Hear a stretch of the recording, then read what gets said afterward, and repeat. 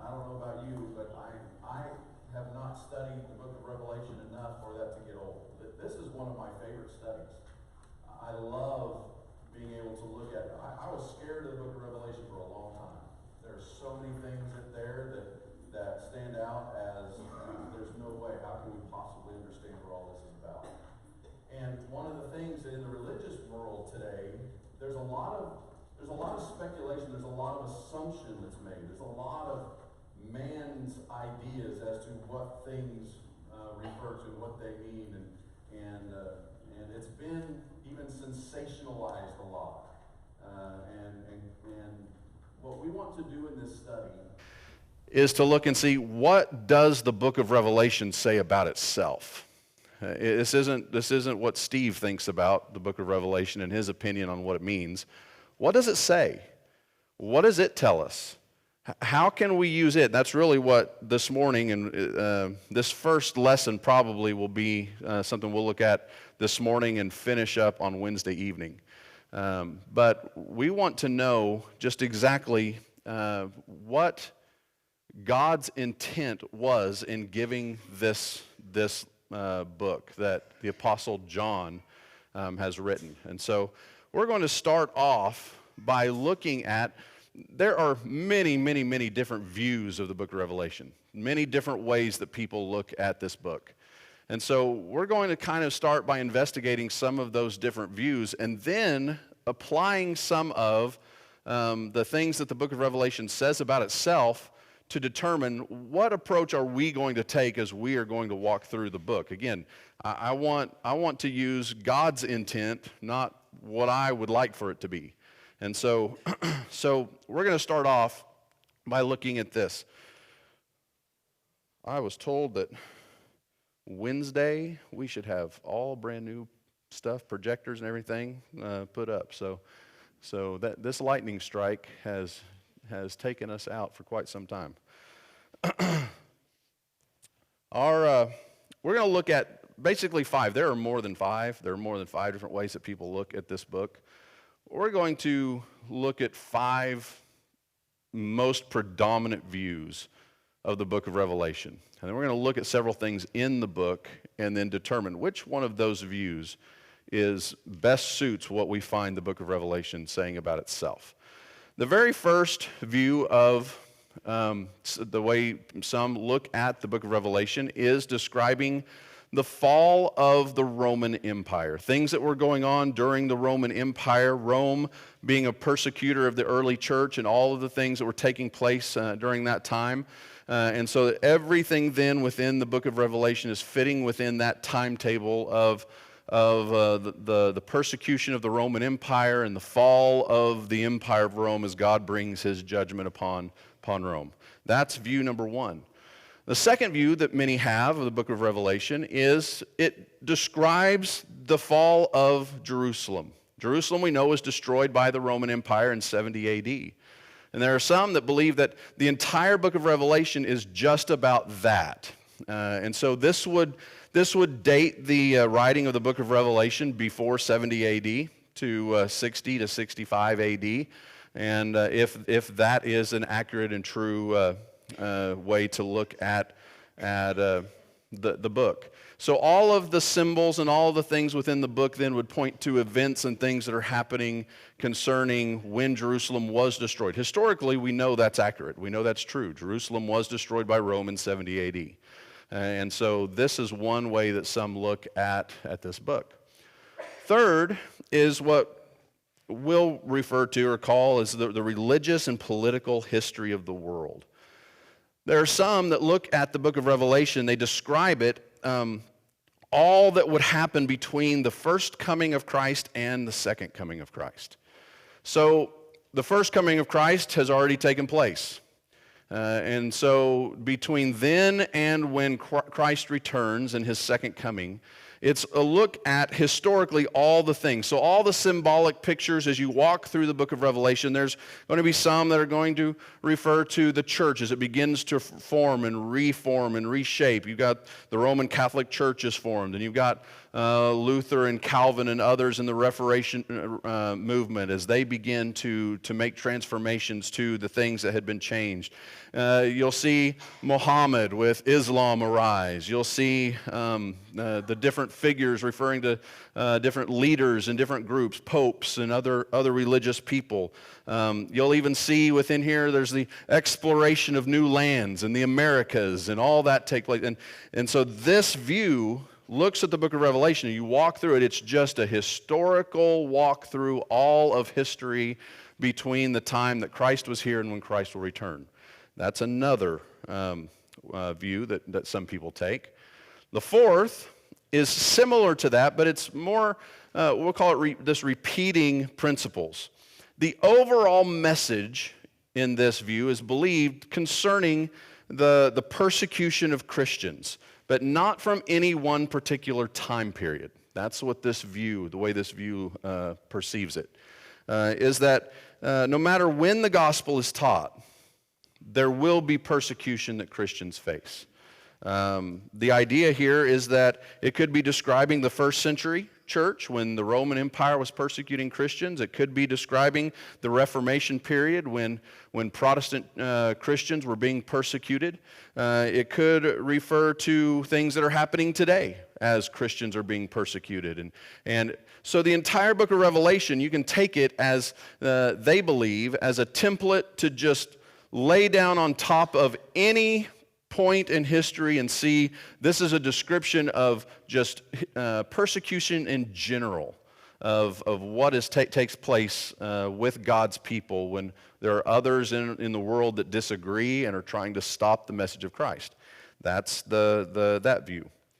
Then was probably the most predominant view today, hasn't always been, but today is the most predominant view, is what we refer to a lot of times as a futurist view, or a view that is predicting events around Christ's second coming.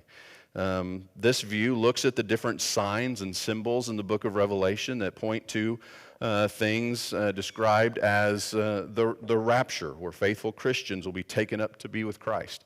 The 7 years of tribulation, when Christ returns with all of his saints to defeat his enemies, the Antichrist, and all of his followers at the Battle of Armageddon, and sets up his throne here on earth for a 1,000-year reign here on earth. And so they're looking at the entire book of Revelation as that future, almost everything that's happened in the book of Revelation, looking towards the future of what will happen surrounding the second coming of Christ. Okay, those are the 5 views, main predominant views that are in the religious world today concerning the book of Revelation. Our task is to determine which of those 5 best fits what the book of Revelation says about itself. I'm not really concerned about which one of those views best fits some commentator, so some commentary that I've read, or some book series that I've read, or some. That's not what I'm interested in. I want to look at the book of Revelation itself, what is in the text, and then be able to take that information and see which one of these best fits, or do any of these. That would even be a question we should ask, is do any of these fit what we see the book of Revelation actually describe? And so that's where we're going to begin. So what we're going to do is we're going to use what we refer to as, I refer to, this also something that Stafford North at Oklahoma Christian talks about, is the 7 keys to unlocking the book of Revelation. Now, this isn't any special method. It's basically just looking at 7 simple things that the book says about itself to help us to understand better what the book of Revelation is really about. So the first key in unlocking the book of Revelation is the fact that the book of Revelation is written in symbols. There's just certain things we need to understand and know about the book to be able to understand what's being said and why it's being said and all the things that it's describing and talking about. Anybody who opens the book of Revelation immediately notices that it's different. You don't have to go very far. We have the same man who wrote the Gospel of John is writing the book of Revelation, but there is distinctly a difference between the Gospel of John and the book of Revelation. There's a big difference between 1st, 2nd, and 3rd John, the letters that John wrote that we studied just the last few weeks, and the book of Revelation. And so as you open up the book of Revelation, you begin to see dragons. You see 7-headed monsters. There's volcanoes and harlots riding on dragons and wings given to women to fly away. And there's just all kinds of things that begin to appear in this book. And there's one person even referred to the book of Revelation as God's comic book. That it's so pictorial, the way that God uses the symbols and the signs that are in it, the pictures that are painted in the book, they're done so for a specific reason. This symbolic language was very common to people at that time. And that's one thing that makes it a little bit more challenging for us, 2,000 years removed from when this was written, sometimes to understand all of the things that were said here. There are a lot of other ancient writings other than the Bible that use the same type of figures and symbols, the same type of symbolic numbers that are used in the book of Revelation. And that's one thing, that mistake a lot of people make in studying this book that I have found, is instead of going back and looking at how the ancient Jews, specifically how they wrote and understood symbolic language, and then look to see how that applies to what's written in the book of Revelation. As I said, this is not the only writing. There's a lot of apocalyptic type of writings that were written, symbolic writings that were written in the 1st, 2nd centuries, and even earlier than that use some of the exact same symbolism that we find in the book of Revelation. That helps us as students, because we can go elsewhere and say, well, what did that mean when this person was writing about it over here? Now, that's not biblical. It's not inspired scripture. But it helps us to see when this number is used, what did that represent in symbolic language in that type of writing at that time? And so we're able to apply that then and say, oh, so that makes a whole lot more sense now when I see how that fits here in the book of Revelation. And so using all of that together is of great value for us. We still use symbolic figurative language today. We use it every day. I just used it. That every day? Well, probably. That might actually be literal. We use symbolic language a lot. There are some that are sitting in here right now going, I am freezing to death. It might be a little chilly for some that are in here. Are you really dying? It's a good place to go, I guess. But are you really freezing? Or there's some of you that are sitting in here, no matter what the temperature is, and you're saying, I am burning up. And again, symbolic. Every parent has said to their child, I have told you 1,000,000 times. Really? 1,000,000 times. And it's not until your children actually start to take you literal, you go, really, Mom? 1,000,000? I don't think quite 1,000,000. We use symbolic, figurative language all the time. We understand that in our culture. We are halfway around the world and 2,000 years removed from when this book was written. So it makes sense that it can be a challenge at times to try to understand what the symbols of a book like this mean and how it applies. As we said, it might take a little bit of study, going back and studying this type of writing in ancient cultures to be able to understand exactly what it meant. And a study of the Old Testament is the greatest tool that you will have in understanding what is going on in the book of Revelation. If you understand the history of the Old Testament, if you understand the prophecies of the Old Testament, if you understand the symbolism in the book of in the Old Testament, the book of Revelation begins to be very, very simple to understand. And so we'll see that as we go through this study over the next few weeks. How do I know when it's figurative and when it's literal? The very first rule of thumb is when the author, who is God, when he tells us. When he tells us something is figurative, or we can see it in the way it's written that it definitely is, we know it. When he tells us that it's something literal, then we know for sure that this is something literal. That's the first thing. But there are many times that we have to do a little bit more study. We have to dig a little deeper to understand. And so Stafford North does in his classes, he uses the this is what it says, this is what it means. There are going to be a lot of times we're going to be looking at things in the text. And okay, here's what it said. What does it mean? What is the actual meaning behind the language that is used there? We even see in Revelation chapter 1 and verse 1, there's a significant word that's used there. In the very first verse, it says, the revelation of Jesus Christ, which God gave him to show his bondservants the things which must soon take place, and he sent and communicated it by his angel to his bondservant John. Now, New American Standard that I use uses the word, it says he sent and communicated it. The word that's actually used there in the original text is a word that means, in your translation, maybe even use the word signified.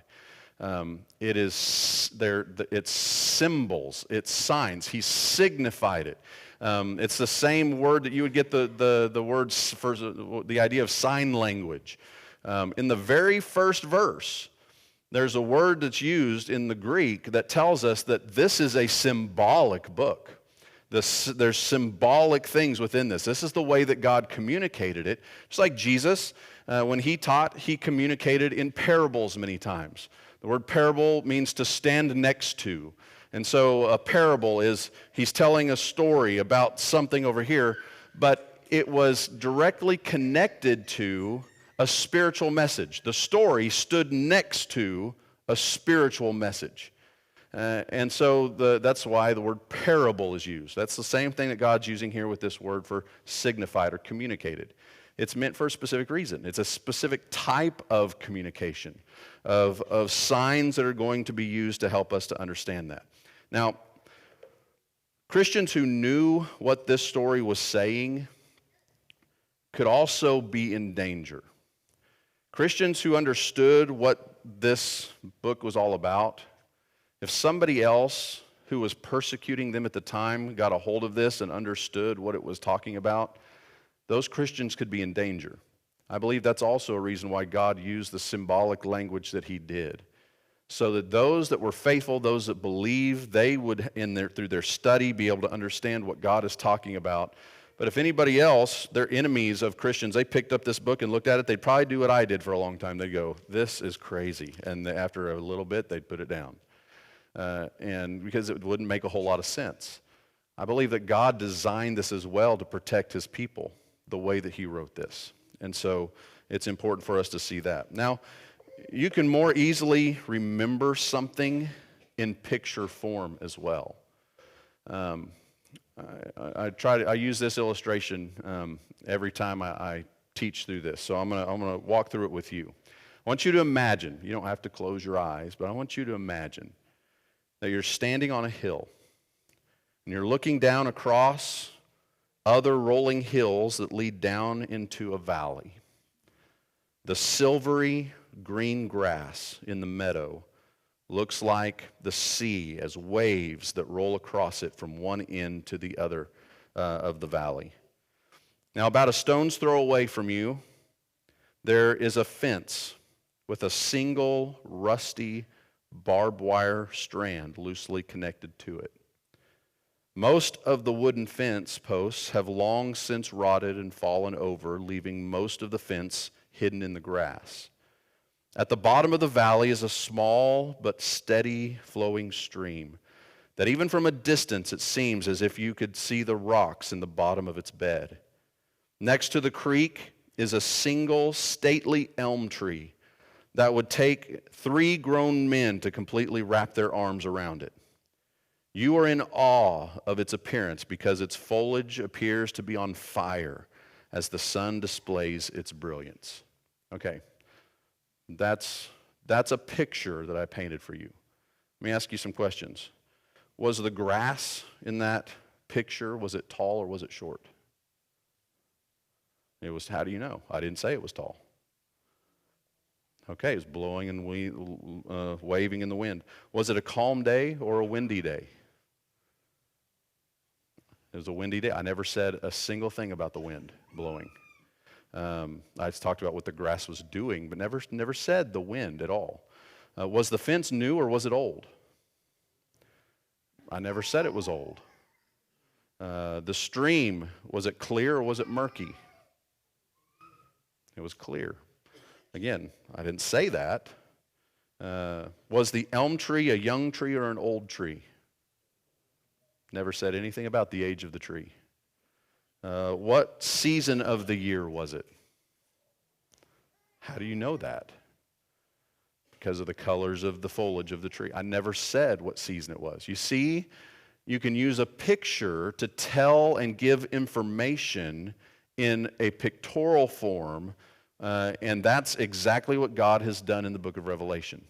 He uses pictures to give us information. And so now it's up to us to be able to study and understand what is that information and how are we supposed to understand it. So keep that in mind as we go through the entire book. The second key is that it is primarily written about events which will shortly come to pass. This is very significant in the book of Revelation. Again, in verse 1, it tells us the revelation of Jesus Christ, which God gave to him to show to his bondservants the things which must soon take place. Now, the word soon there, this isn't the only place in the New Testament this word is used. So we can go elsewhere and see, what does that word actually mean? The things that are recorded in this book must soon take place. Well, it's the same word that the Apostle Paul used when he was writing to Timothy in 2 Timothy chapter 4. He uses it twice, in verse 9 and verse 13. And that's when Paul tells Timothy, he says, make every effort to come to me soon. When you come, bring the cloak which I left at Troas with Carpus, and the books, especially the parchments. So Paul's writing to Timothy. Paul, knowing that he is toward the end of his life, is writing to Timothy saying, I need you to come soon. You need to come quickly. So we get an idea of when this word is used in the original language, in the Greek language, what does it mean? It means you need to do it now. You need to be doing it very, very soon to come to me. It's shortly, quickly, within a reasonable amount of time. We see this theme throughout the book of Revelation. Again, here in chapter 1 and verse 3, it says that the time is at hand. That's a phrase that we see throughout the New Testament. And so the idea of something being at hand. My Bible right now is at hand. It is very close. It's near to me. And that's what that phrase, we understand that still today. Something is at hand. In chapter 3 and verse 11, Jesus there talking to them says, I come quickly. If we jump all the way to chapter 22 and verse 6, toward the end of the book, as John is wrapping up, concluding this writing, he says, the things which must shortly come to pass. In chapter 22 and verse 7, again he says, I come quickly. In chapter 22 and verse 10, this is an important passage because we see a contrast between this and something else in the Bible. Here, Jesus tells John, seal up the words of the prophecy of this book, seal not up. Do not seal up the words of the prophecy of this book, for the time is at hand.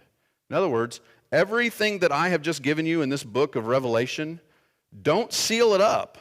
Don't hide it, because it is going to happen very shortly. It's right at hand. People need to hear this. Now, this is in contrast to what we see at the end of the book of Daniel.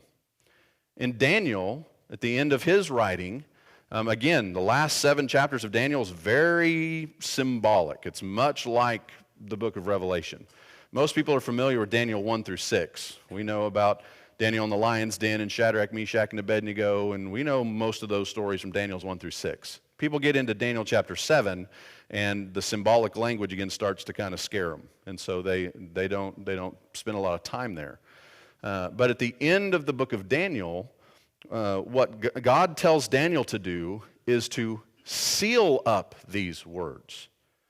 And the reason for that is because they're not for a people of right now. The things that Daniel was prophesying were things that were going to happen hundreds of years in the future. And so it wasn't for the people of right now, the people that are reading it today. It's not necessary that they see all these things. So seal them up. They'll be necessary down the road. But the book of Revelation is different. We have the exact opposite from what God tells Daniel. And here he says, don't seal it up. If we understand what God meant by seal up these words when he wrote to Daniel, then we know what he means when he's telling John to leave it open. We'll make sure that people today, when John was writing this in the first century, make sure they can see it and they can know what it's all about. And that reference in Daniel is in Daniel chapter 12 and verse 4, where God says, he says, but as for you, Daniel, conceal these words and seal up the book until the end of time. And so it's a great contrast that's made there. So the book of Revelation, it's written in symbols, and it's also dealing with things that are going to be taking place very soon, very shortly after it's being written. Third is it's given for the purpose of comforting Christians. This is a message we see all the way through the book of Revelation. The persecution that's going to take place. The persecution is heavy. And so we see you can literally see persecution on every single page in the book of Revelation. And so we see things like this. Chapter 1 and verse 9, I am a partaker with you in the tribulation.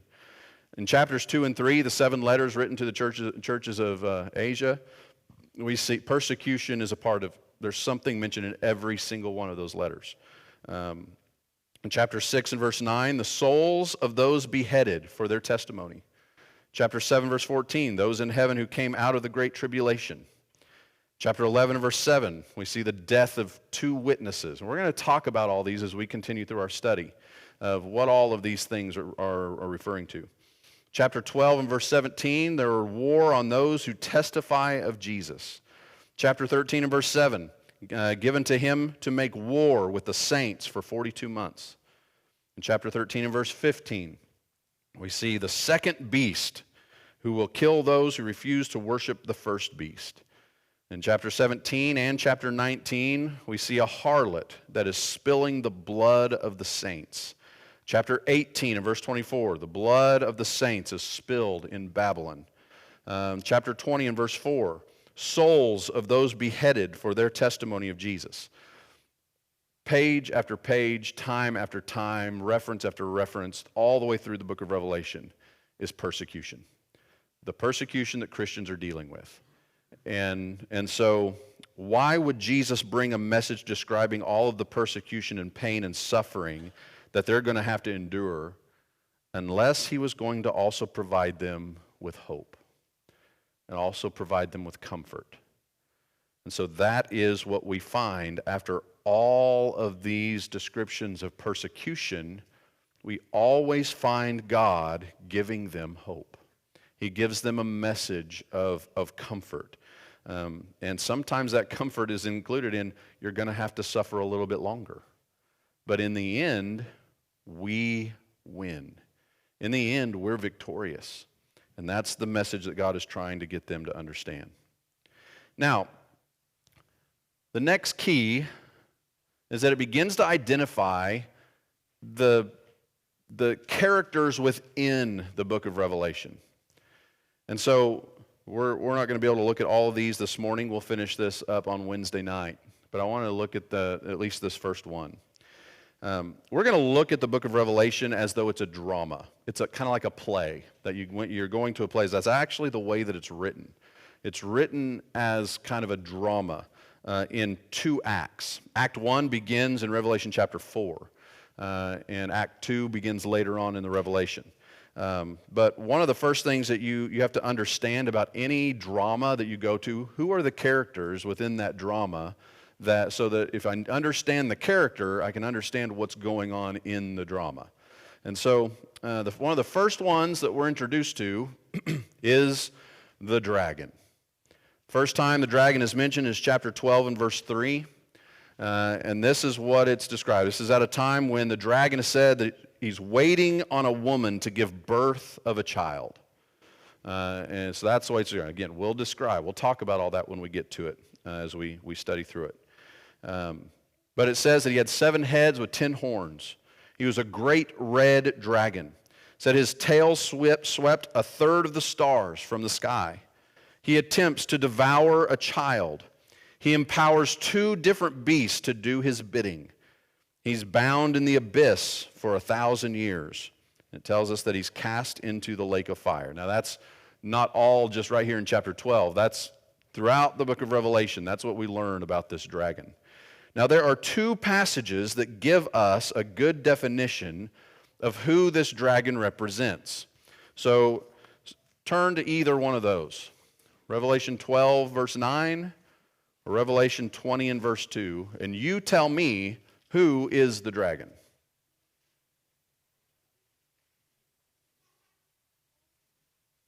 What's that? Okay, it's Satan. The dragon, who is Satan? It's one of those things God tells us. We don't have to guess. We can look and doesn't have to be our opinion, doesn't have to be a speculation or assumption. God tells us who the dragon is. So every single time you see the word dragon in your Bible, you can write in the margin Satan, because you'll know that's exactly who it's referring to every single time. That's going to help us out a lot as we go through the book of Revelation. Because there's a lot of speculation. There's a lot of almost fantasy type of things about the book of Revelation, that things concerning the dragon a lot of times are used to refer to other things. We can't do that. God tells us what this symbol represents. We have to stick with it. We have to be consistent and stay with that. So if I understand, every time I see the dragon appear in the book of Revelation, I know, oh, that's Satan. That's going to help me understand a lot more about what's actually happening in that context. And so that's where we've got to start. I would like to go on and do the next one, but we're not going to have enough time, because I think Mel just released all of the Rugrats from class. But the next one that we will be looking at are the beasts of Revelation. This is where there's a lot of speculation, a lot of different ideas. Who are the beasts? There's 2 beasts that arise in Revelation. And if you want to look ahead, again, we're going to look at this very closely on Wednesday night. In Revelation chapter 13, verses 1 through 10, Revelation 17, verses 8 through 14.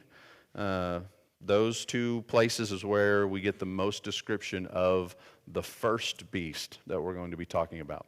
And so we'll pick that up on Wednesday night and continue to look. But again, you can see how I'm going to try to approach this book. I want to approach it from what does God say? Not from what I read somewhere, but how does God describe it? How does He give it to us? And if I can understand that, then I'm able to understand the purpose of why God gave it, the importance of the message, how significant it is for us today, how significant it was for people in the past, how significant it is for people in the future. And so it's very important that we remain very, very consistent in the way that we approach this, and not just, well, I've heard that this could represent. I don't want to do that at all. We want to make sure that we're taking it from the mouth of God Himself, and as we try to understand it as fully as we possibly can. So Wednesday night, we will pick back up here